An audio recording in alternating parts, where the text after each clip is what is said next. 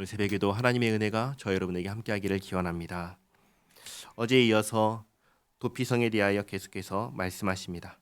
도피성은 부지 중에 살인한 자가 재판을 받지 못하고 피해자의 가족에 의해 복수를 당하는 것을 막기 위해서 정하신 성읍입니다.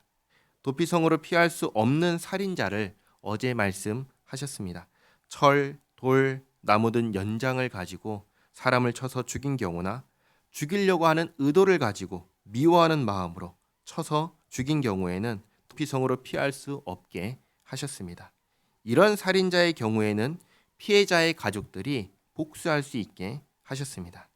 그러나 22절에 악의가 없이 우연히 사람을 밀치거나 기회를 엿봄이 없이 무엇을 던지거나 보지 못하고 사람을 죽일 만한 돌을 던져서 죽였을 때는 이는 악의도 없고 해하려 한 것도 아닌즉.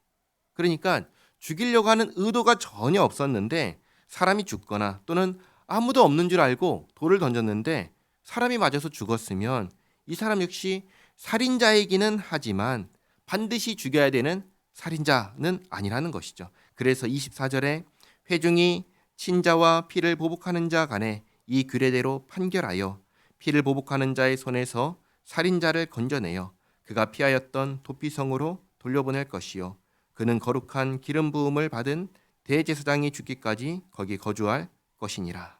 그러니까 이렇게 되는 것입니다. 살인자는 도피성으로 갑니다. 도피성에 가면 재판을 받습니다. 그래서 이 사람이 도피성에 거주할 사람인지 아니면 사형에 처할 사람인지를 하나님께서 정해주신 이 규례대로 판결을 합니다. 판결을 해서 사형에 처할 사람이면 죽이고 도피성에 머물 사람이면 도피성에 거주하게 합니다. 언제까지 거주하는가? 대제사장이 죽기까지 거주하게 하는 것이죠. 26절에 그러나 살인자가 어느 때든지 그 피하였던 도피성 지경 밖에 나가면 피를 보복하는 자가 도피성 지경 밖에서 그 살인자를 만나 죽일지라도 피 흘린 죄가 없나니. 다시 말해서 이 성에서 벗어나면 피해자의 가족에 의해서 죽어도 죄가 안 된다라고 하시는 것입니다. 왜냐하면 28절에 이는 살인자가 대제사장이 죽기까지 그 도피성에 머물러야 할 것임이라. 대제사장이 죽은 후에는 그 살인자가 자기 소유의 땅으로 돌아갈 수 있느니라. 도피성에 들어간 살인자는 대제사장이 죽은 후에야 돌아갈 수 있습니다. 대제사장이 죽을 때까지 머물러야 하니까 그 기간이 길까요? 짧을까요? 길지요. 그러니까 오늘날로 치면은 거의 무기징역과 같은 것입니다. 그러니까 사형이냐 무기징역이냐 요 차이가 나는 것이죠. 29절에 이는 너희의 대대로 거주하는 곳에서 판결하는 규례라. 사람을 죽인 모든 자 곧 살인한 자는 증인들의 말을 따라서 죽일 것이나 한 증인의 증거만 따라서 죽이지 말 것이요. 신명기 17장을 보면 최소한 2사람 혹은 3사람의 증언이 있어야 된다고 합니다. 그래서 2-3사람의 증언을 듣고 판결할 것이고 31절에 고의로 살인죄를 범한 살인자는 생명의 속전을 받지 말고 반드시 죽일 것이며 살인자는 반드시 죽이라 하십니다. 절대로 돈 받고 풀어주지 말라고 하십니다. 그리고 32절에 또 도피성에 피한 자는 대제사장이 죽기 전에는 속전을 받고 그의 땅으로 돌아가 거주하게 하지 말 것이니라. 도피성에 피한 자도 역시 절대로 돈 받고 돌아가게 하지 말라고 하십니다. 왜냐? 33절에 너희는 너희가 거주하는 땅을 더럽히지 말라. 피는 땅을 더럽히나니 피 흘림을 받은 땅은 그 피를 흘리게 한 자의 피가 아니면 속함을 받을 수 없느니라. 생명은 생명으로 갚을 수가 있습니다. 생명을 돈이나 다른 것으로 갚는다? 그럴 수가 없는 것이죠. 특별히 성경은 사람이 하나님의 형상으로 지음받았기 때문에 하나님의 형상을 훼손하는 범죄, 살인에 대해서는 아주 분명하게 금지하십니다. 창세기 9장 6절 말씀 제가 읽어드립니다. 다른 사람의 피를 흘리면 그 사람의 피도 흘릴 것이니 이는 하나님이 자기 형상대로 사람을 지으셨음이니라. 아멘. 그러니 부지 중에 사람을 죽였건 의도하고 사람을 죽였건 간에 살인은 뭐예요? 살인은 살인인 거예요. 다만 부지 중에 사람을 죽인 경우에는 참작하여 주시는 것입니다.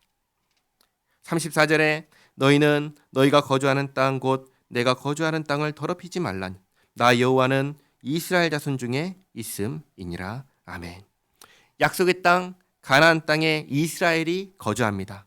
하나님께서 이스라엘과 함께 하십니다.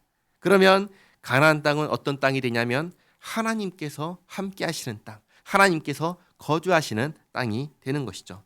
이 땅을 어떻게 하는 것이 더럽히는 것일까요?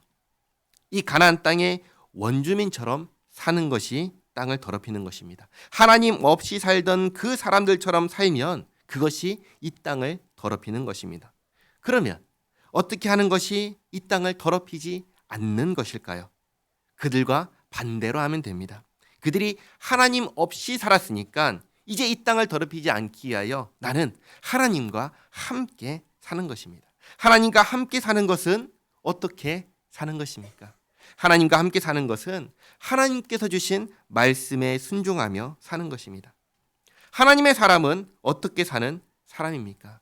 하나님의 말씀대로 사는 사람입니다. 하나님은 우리에게 어떻게 살라고 말씀하셨습니까? 계명을 지키며 살라고 하셨습니다. 계명은 무엇입니까? 하나님을 사랑하고 이웃을 사랑하라고 하신 십계명이 바로 그것입니다.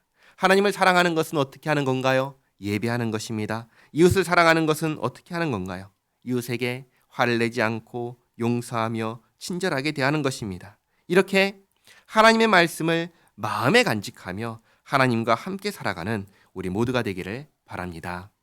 기도하겠습니다. 좋으신 하나님, 이스라엘이 가나안 땅에 살 때 그 땅을 더럽히지 않아야 했던 것처럼 오히려 그 땅에서 하나님의 말씀에 순종하며 거룩하게 살아야 했던 것처럼 이제 예수님 안에서 하나님의 자녀된 우리 역시 우리가 사는 삶의 자리에서 그렇게 살게 하옵소서. 우리가 사는 곳을 부정하게 더럽게 만들지 않게 도와주시옵고 우리가 사는 곳을 거룩하게 하게 하옵소서. 우리가 하나님의 말씀에 순종하여 하나님을 사랑하고 이웃을 사랑하며 그렇게 하나님의 말씀을 따라 하나님과 함께 살아가게 하옵소서. 예수님의 이름으로 기도하옵나이다.